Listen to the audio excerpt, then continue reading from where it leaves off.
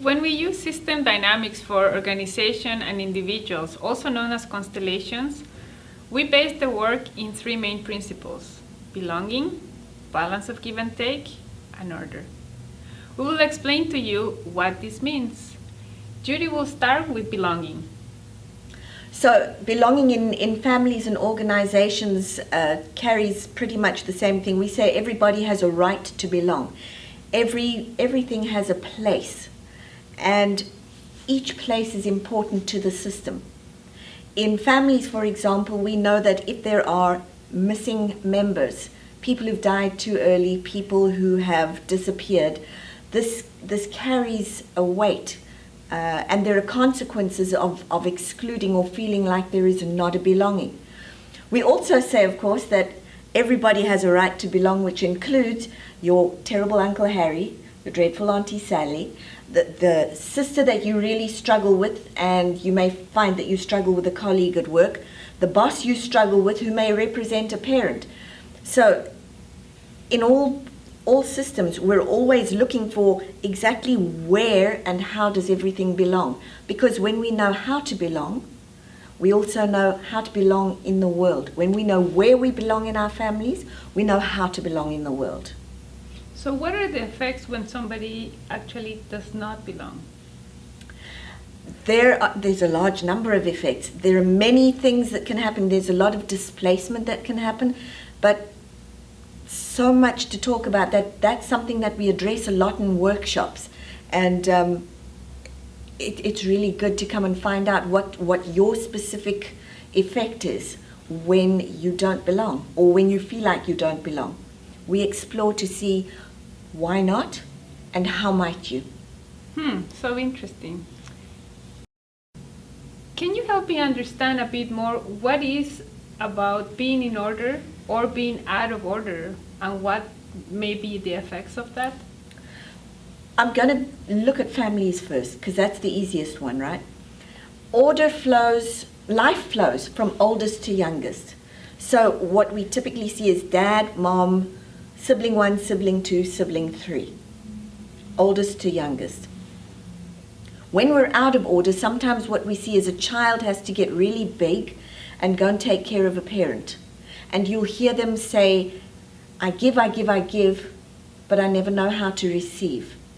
That sometimes is a function of order. They've stepped out of the flow of life, and so now they don't have access to the nurturing and the flow that they need. They get very big, and the parent gets small, which means they're twice out of order because now they can't receive directly from the parent either. You can also see this spill over into organizations sometimes where you'll have someone who says, you know what, I'm much smarter than the boss. How am I supposed to listen to him? Here again, you're going to see somebody who's getting too big and the boss is getting too small.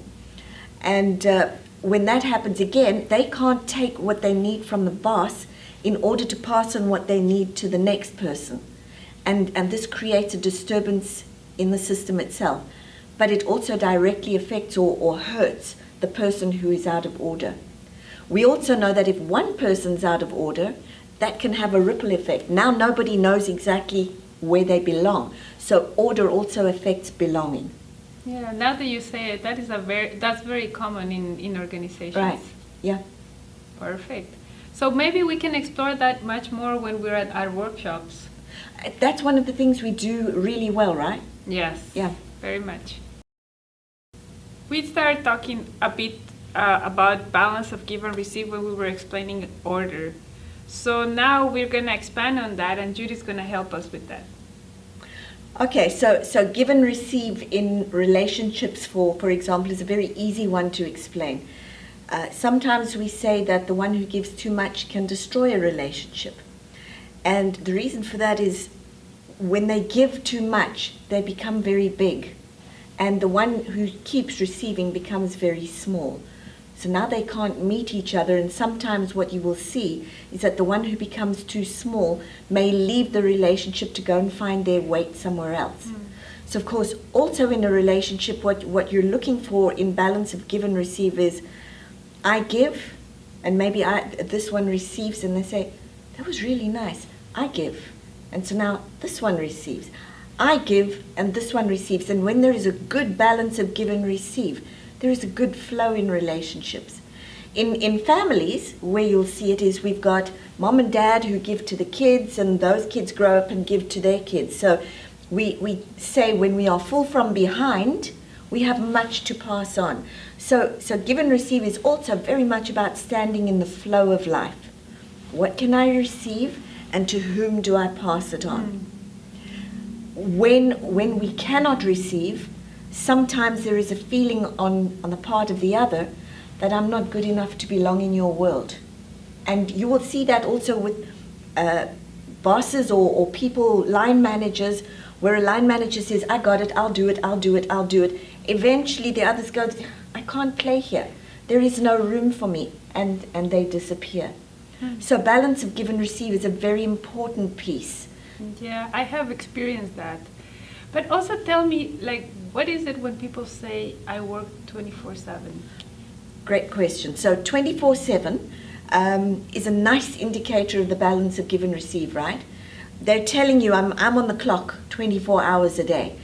In other words, even though my contract says 9 to 5, I know that the implicit rules in this company are if I'm not on the clock 24/7, I'm not going to get to the next position. And you can see this very quickly when people feel that and they say, I'm not paid to do that work, or I'm having to do everybody else's job. They know this doesn't belong to them, and they're having to give too much in exchange for too little. Yeah, it's amazing what we can see when we explore balance of give and receive at these workshops. You see really people transforming and actually achieving that balance that is so important. Join us in our workshops. You'll be surprised.